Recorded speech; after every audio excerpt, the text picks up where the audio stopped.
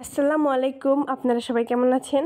আজকে আমি আমাদের হাঁসের ডিম রান্না করব। প্রথমেই হাঁসের ঘরটা খুলে দিতেই দেখলাম 4টা হাঁসে 4টি ডিম পেড়েছে। 4টি ডিমই আমি উঠিয়ে নিলাম। আরও 2-3 দিনে আরও অনেকগুলো ডিম হয়েছে। এইখানে আমাদের মুরগিগুলোকে খাবার দিয়েছি। গ্রামের এর থেকে ভালো দৃশ্য আর কোথাও পাওয়া যাবে? দেশি হাঁসের ডিম দিয়ে দেশি আলু দিয়ে রান্না করব। ফ্রিজ থেকে আরও কয়েকটি ডিম নিয়ে নিচ্ছি। এখন আমি ডিমগুলো সিদ্ধ করে নেব। ডিমগুলো সিদ্ধ হয়ে গিয়েছে, এখন ছুলে নেব। সাথে এই ছোট ছোট লাল আলুগুলো চিকন করে আমার দাদুকে আমি কেটে দিতে বললাম। এখন চলে যাব রান্নায়। কড়াইতে পরিমাণ মতো তেল দিয়ে পেঁয়াজ কাঁচামরিচ হালকা ভেজে নেব। এই যে আলু কিন্তু কাটা শেষ, খুবই পাতলা করে। আজকে আমি মাটির চুলায় রান্না করছি। গ্রামের খাবার দাবার সবসময় মাটির চুলায় রান্না হয়। এখন এই আলুর মধ্যে আমি লবণ এবং হলুদ দিয়ে ভালো করে মেখে নিচ্ছি। পেঁয়াজ কাঁচামরিচের মধ্যে হালকা কালো জিরে দিয়ে দিচ্ছি সেই মাখানো আলু এবং একসঙ্গে ভালো করে মিশিয়ে নিচ্ছি।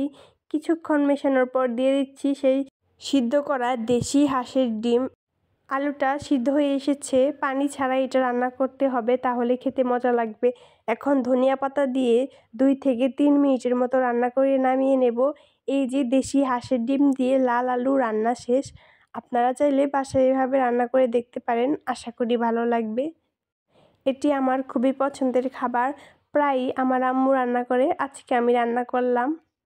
দেশি হাঁসের ডিমের স্বাদই আলাদা এবং সাথে ভিতরে দেখেন কত সুন্দর কালার হয়। ফার্মের ডিমে কিন্তু এত কালার হয় না।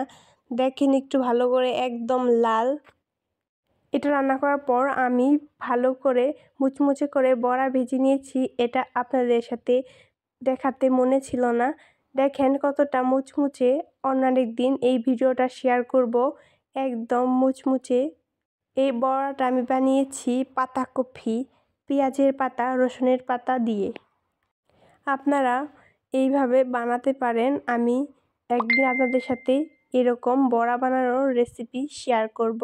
এখন আমি ছোট মাছ রান্না করব। এখানে নিয়েছি সিম, আলু, টমেটো, পেঁয়াজ, কাঁচামরিচ, সাথে কিছু ছোট মাছ, সজের পাতা, সজের গুঁড়া, হলুদের গুঁড়া, মরিচের গুঁড়া এবং স্বাদমতো লবণ দিয়ে সরিষার তেল দিয়ে ভালো করে একসঙ্গে মিশিয়ে নেব।